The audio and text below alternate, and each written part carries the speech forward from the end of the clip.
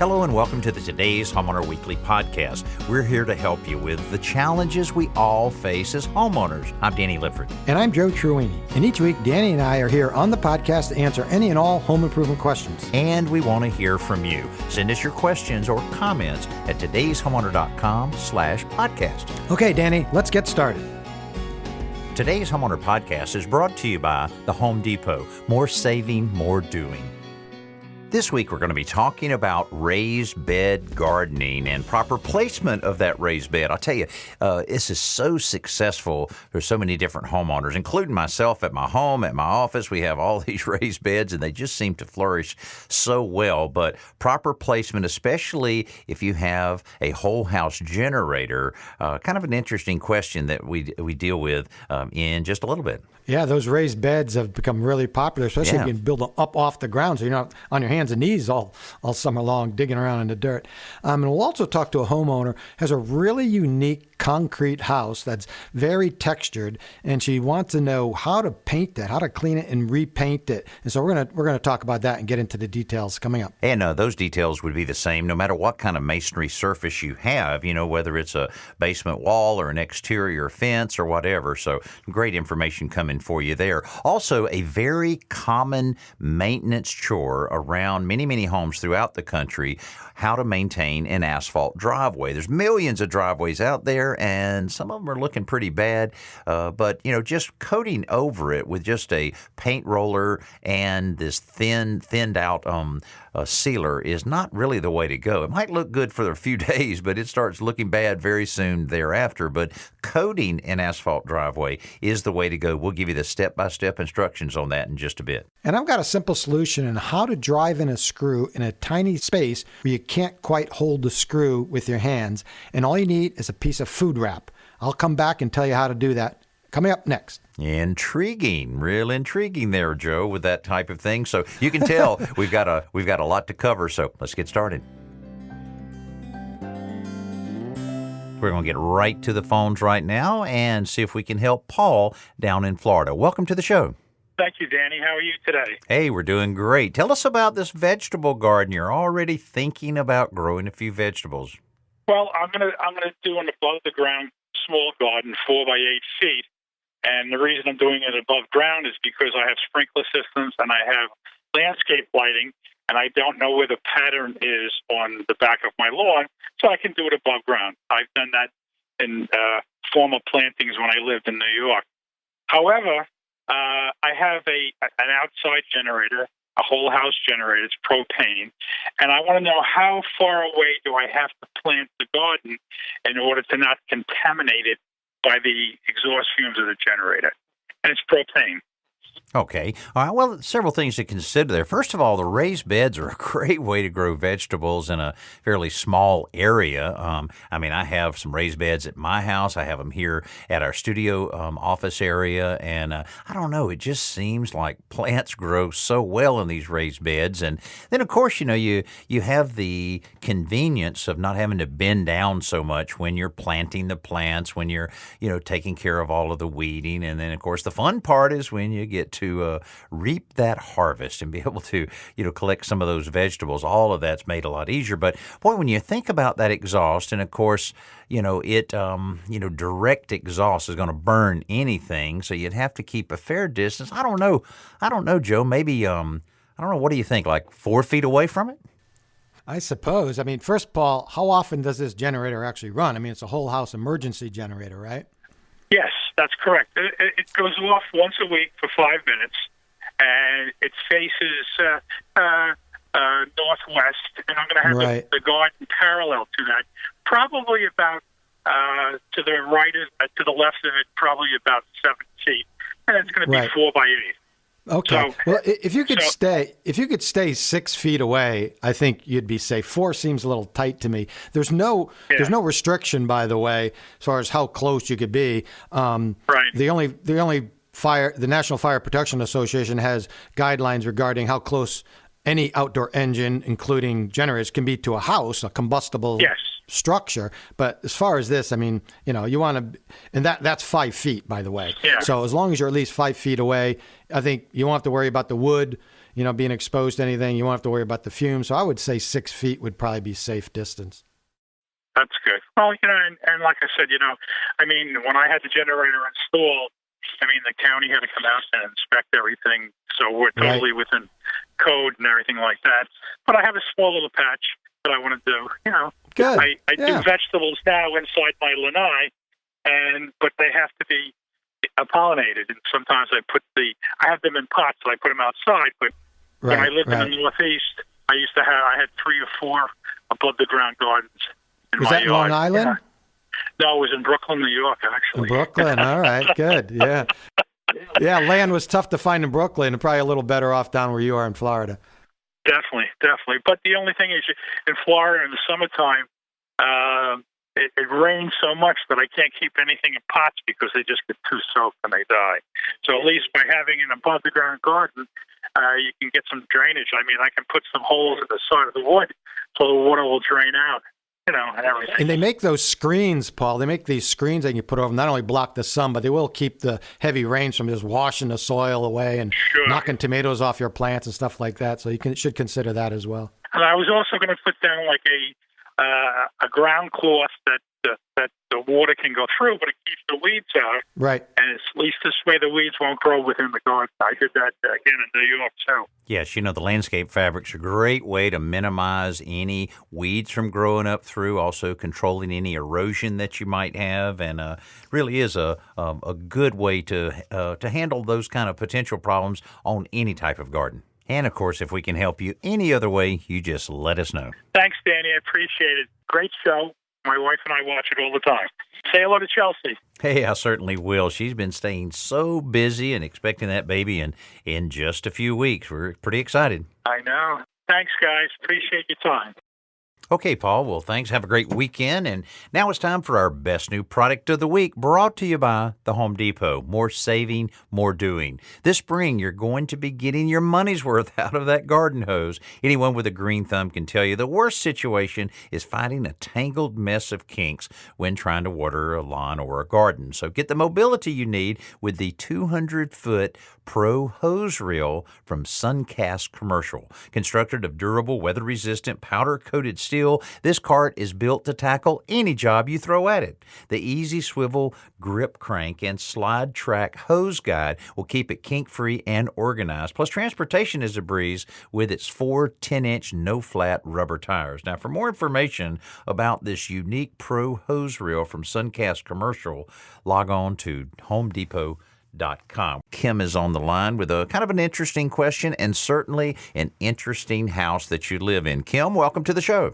Well, hi. Hi, Kim. See a picture of your house here. Very, very interesting. Tell us a little bit about the back. What a great-looking house. Wow. Yeah. Tell us about the background of this thing. Well, it was built by one man, Samuel Baumgartner, in 1911, and he built the entire house by himself. Wow. He hand-poured each one of those concrete decorative blocks in the backyard here. He was 58 years old when he started to build this house. Man, oh man. And 158 when he stopped. No, it only took him 2 years. Wow. Wow, good for him. So, yeah, very creative man. All of the blocks have different indentations on them. And he has flowers on some, and he has a lizard on a mistletoe bush on others. Wow. So he was an artist as well, I think. Oh, man. It sounds very interesting, very unique. And I understand you're having a little bit of a problem with the finish on it. So did he ever have any type of paint or stain on it originally, or did he just leave it raw concrete?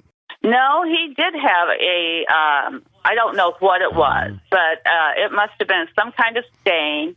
It did not peel off, but it was looking really pretty dull and worn. And so whatever he used bonded itself to the cement block. Mm-hmm.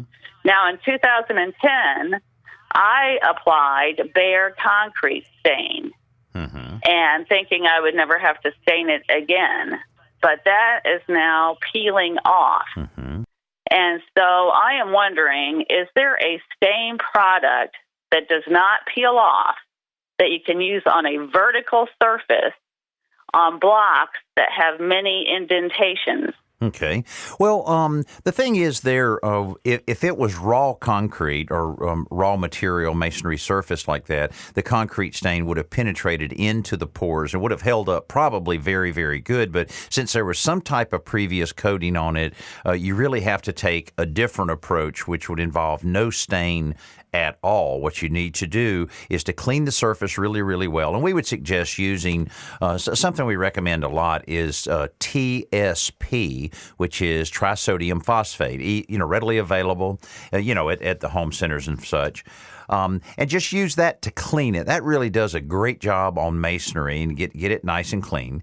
Then really you want to go then with an acrylic latex. And the reason for using a latex is because of the flexibility or elasticity of it, that with expansion and contraction of building materials, it's very common. It will allow it to move a little bit. It'll bond really well to the wall.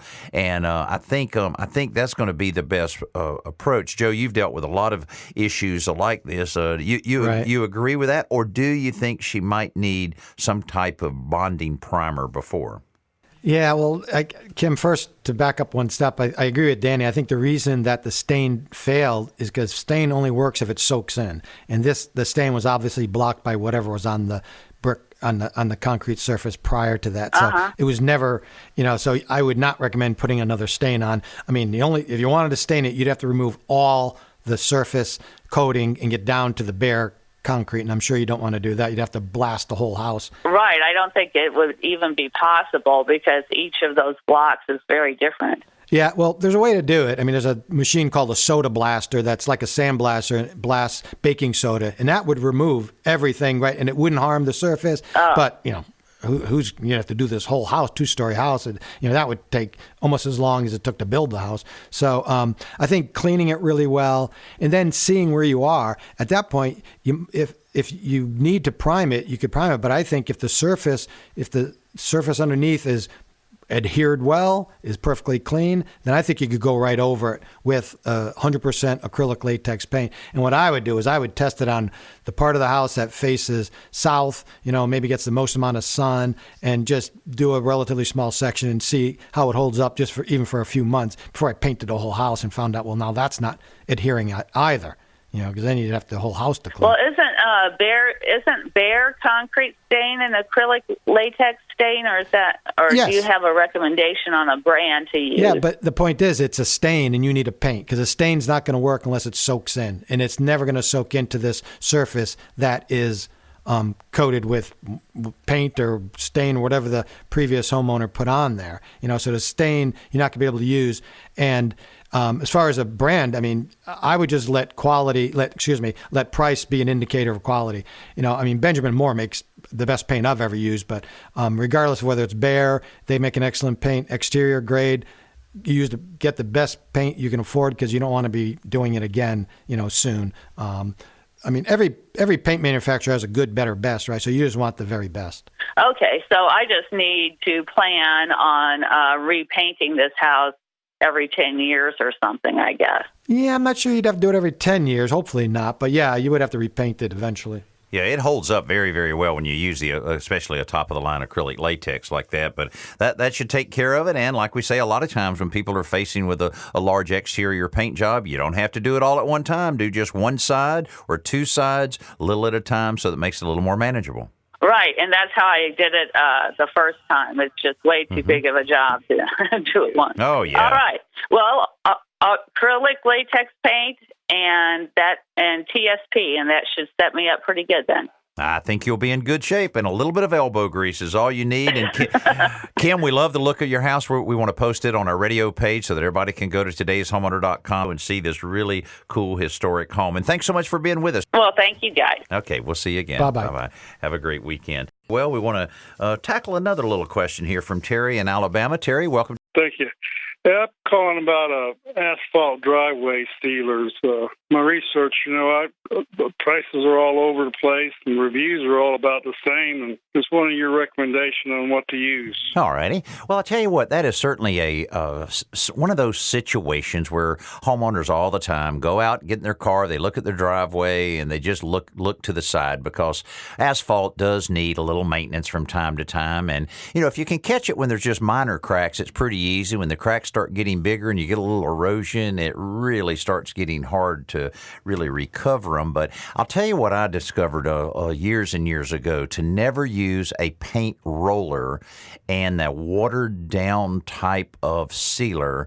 Look more for a coating. And I'll tell you one that we've used a lot is called Latex-ite. Latex-ite. And I know it's available in Home Depots, many Home Depots across the country and many other areas. It's from a company called Dalton Enterprises. It's up in the northeast area there, but we've worked with them several times, and I'll tell you what you use here is actually a squeegee, a large squeegee that's about 16 inches wide, and you're able to put down a really nice, like an eighth of an inch coating over the entire driveway after you've cleaned the cracks and filled them with a crack filler.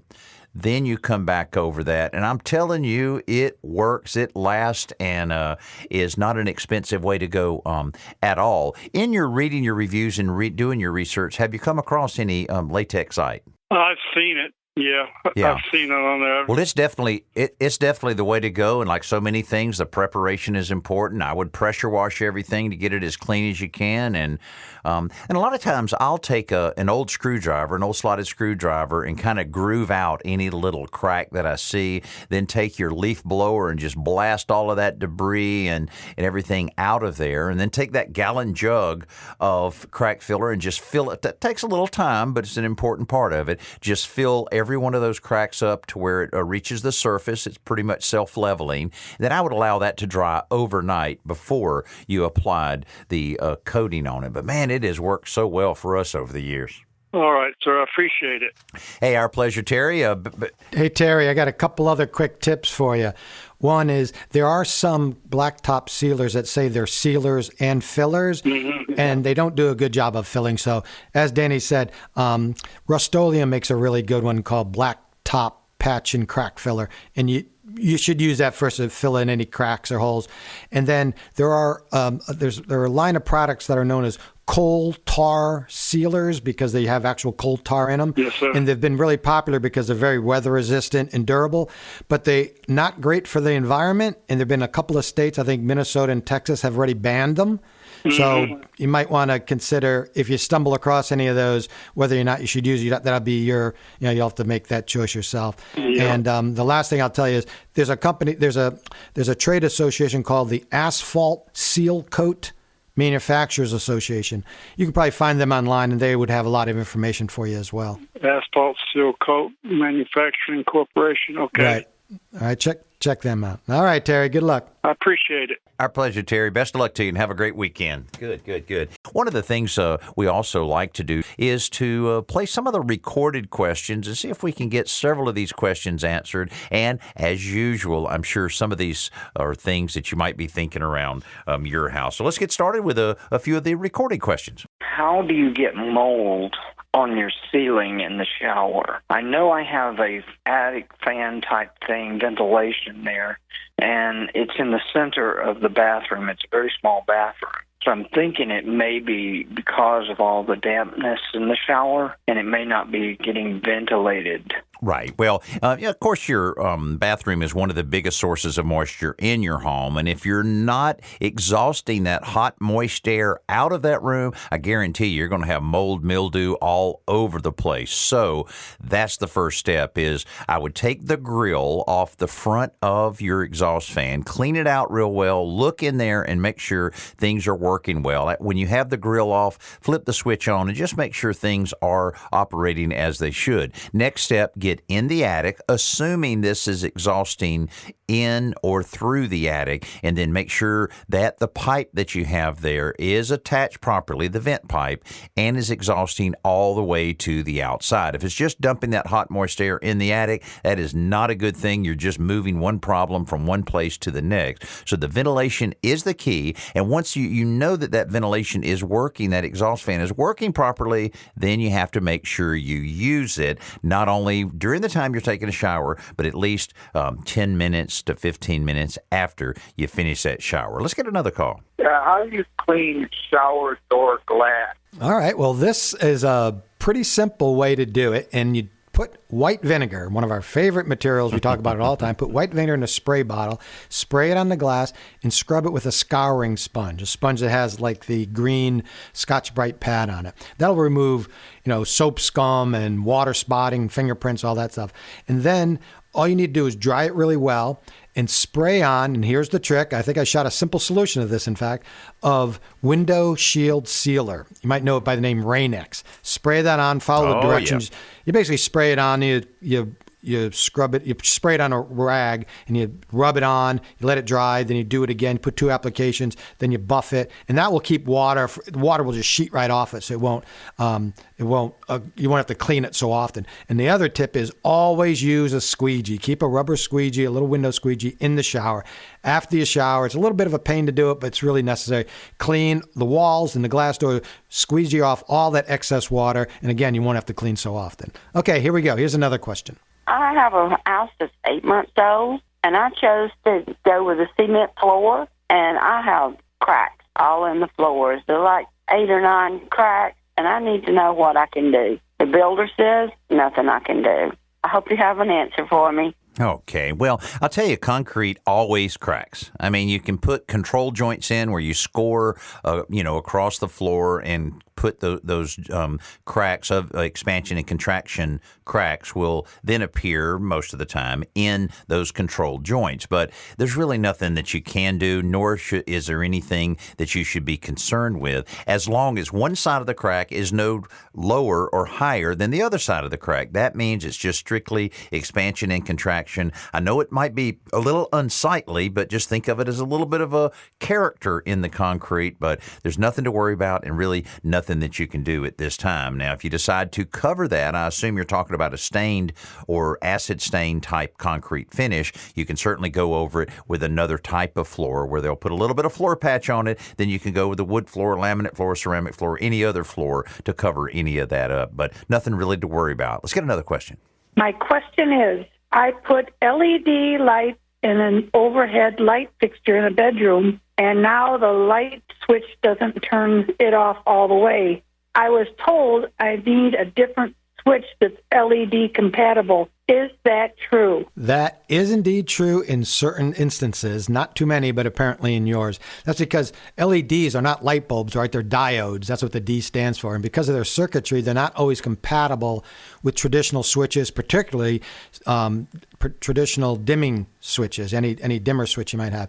So you have basically 2 options. Either you have to find an LED that is compatible with a traditional switch, or vice versa, right? Find a switch out your light switch for one that is LED compatible. And by over the radio, I can't tell you which you should do, so you probably should just call an electrician. It's not a dangerous situation. It's just a matter you have to get those 2 compatible.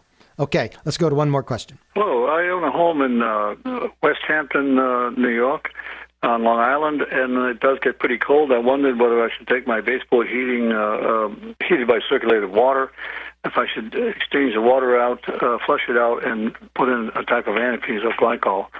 See if that antifreeze or glycol would possibly heat the home better, more efficiently, and also protect us from frozen pipes. Just wondering about your opinion on that. Okay, well, I mean, certainly putting antifreeze in a closed-loop system like that might help a little in preventing it from freezing up at any point, but I've never really heard of much of a problem there unless it stays vacant for a long, long time, and there's, in an extreme cold temperature. Certainly in Long Island, you get some pretty cold weather there, but I really don't think it would be necessary, nor would there be any real advantage of that. So I don't think it's worth the while, and I think it certainly would would not improve its ability to heat any of the water. But I think we have just one more question we can squeeze in. Hey, I have like a 100-year-old farmhouse, and it has galvanized pipe plumbing, and I was wondering if there's anything that I should do to clean the plumbing pipes to extend their life against corrosion.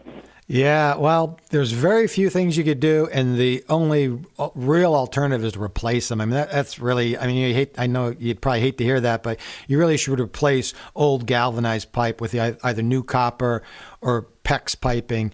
There's simply no way to easily remove the rust from inside the water pipe. Now, if you really want to do that, I mean, it's really the only way to do it, and it's not easy. You have to disassemble the piping system, and who wants to do that? But you can disassemble it, clean it out. You can soak the pipes in white vinegar. That'll dissolve some of it. You run a long drill bit through it. But, can you imagine doing that to your plumbing system in your house? So you really, the long-term solution is really just tear out all the galvanized and replace it with something more durable. As I said, either PEX or copper. I'll tell you what, it's amazing in some of the renovations I've done over the years where you have that galvanized pipe running from the street into the home, and of course the other plumbing as well. And I remember cutting a section about 3 foot long, right, and holding that section up to the bright sun and not being able to see through it. Is that amazing how that corrosion builds up inside? Oh, yeah, with it was just like all of this green, slimy stuff inside. And yes, water was forcing its way through it, but it was affecting the water pressure, and it just made me cringe. I'm cringing right now thinking about that water going in and them using that for their ice maker and drinking water and everything else. Imagine the pressure on all those pumps. You're going to be wearing out mechanics. And you can connect if there's some part of the galvanized pipe that's still usable. You can join plastic or copper to it, but you have to use special fittings. You want copper touching galvanized because it'll corrode. There's a special plastic line nipples that you can install, so that they're separating those two metals. Exactly. But yeah, unfortunately, the real solution is to replace all that old piping. Hopefully you've been able to stay with us a little bit, and I know what you're waiting for. You're waiting on another simple solution, and here it is from my buddy Joe Truini. Okay, Danny, if you've ever tried driving a screw, especially a small screw, in a really tight space, you know how impossible it is because you can't quite hold the screw on the end of the screwdriver, and if you stick it on there and you go, typically it falls off. So there's a really simple solution that works great. I use this over the years, and in fact, I used it recently, which made me think of it. Just take a small piece of plastic food wrap, just like 6 or 8 inches long, snap off a piece, and then what you do is you take the screw and you push it through the center of this piece of plastic, take the screw and put it on the tip of the screwdriver. Then you just kind of pull back on the plastic and give it a little bit of tension so it just holds the screw in place. I mean, that's all it's really doing. And then you slide the screwdriver into the place where you need to drive in the screw. You tighten them. And as soon as the screw starts to bite and it's halfway in, then you just pull off the plastic and finish driving in the screw. This works. And of course, with the piece of plastic, you can use it 2 or 3 times if you have more screws to drive in. But it's amazing how effective that is. And you might think, well, why don't I just get a magnetic screwdriver? Well, yeah, you can go out and buy another screwdriver, but that doesn't work with all screws either. Right? Exactly, if it's a copper screw or if sometimes you're using aluminum or whatever. So try this tip. It works great, and it's just nothing more than a little piece of plastic to hold the screw in place. Boy, everybody's been in that situation where you feel like your fingers are just too big to hold that little bitty screw, and it fumbles around. That can be very frustrating. So good, Joe. Try to avoid some of that frustration that comes with putting those small screws in. You can check that one out and almost 500 more simple solutions by going to todayshomeowner.com/simple solutions.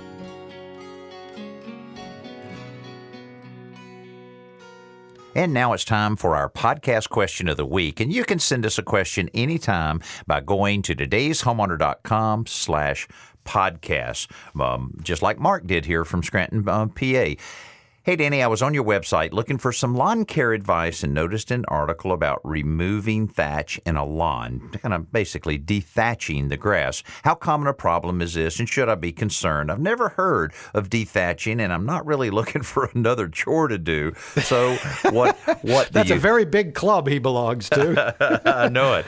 But so what do you think? Well, certainly the health of your lawn, there's a lot of steps that you have to go through in order to have that beautiful, healthy, carpet-like grass grass outside your home. And dethatching is one of those little projects, along with like aeration, which is something that really can benefit your existing grass and allow it to really grow to its best potential. Dethatching is basically removing a lot of the clippings that get embedded down in the grass, and a lot of times that can affect the sun getting to them, kind of choke out some of the nutrients that should be feeding those roots. And Joe, step by step on that, help us out on this. The best way to dethatch that lawn. Yeah, and you want to dethatch when the thatch layer, and that, again, this is a dead layer of debris, dead stems and roots and grass clippings that are on soil surface. When it's, depending on the type of grass, usually 1/2 inch to 1 inch thick. So you don't have to do this very often.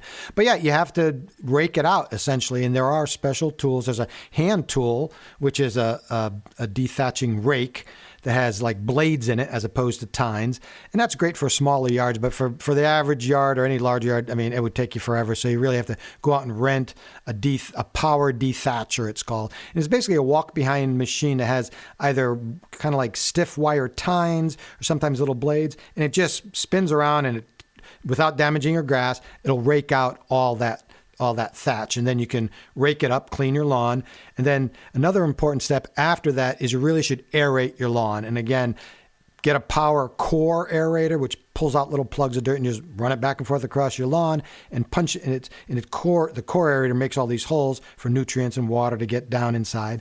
And then another step, if needed, if your lawn is now looking kind of bare, you can overseed it, which is basically just means spreading new grass seed over an existing lawn just to fill it in. Then the final step is to fertilize it. And again, you have to check depending on where you are. Use a fertilizer with a pre-emergent herbicide, which will prevent weeds from germinating. And you have to check with a local nurseryman to find out, like, depending on where you live, when you need to do that. But those are the basic steps, right? You dethatch, you rake out the loosened thatch, aerate, overseed, and then fertilize. When you think about the guys at the golf course, I mean, the golf course guys know how to manage turf. Yeah. Turf managers, as they call them, and they're also pretty good golfers too. But you think about the things that they do in the aeration, particularly, and you see a golf course, and it looked like some kind of armadillo has taken over, an army of armadillos. How it's all the cores that you see. But it makes so much sense that you have the holes going down below the surface, and it's allowing the nutrients to feed into that. Better watering just gives them a little room to grow, and I've always seen that being very, very positive. So hope we've been able to help you with some of your lawn thoughts and some of the things that you need to do around your house. That pretty much finishes up our podcast, but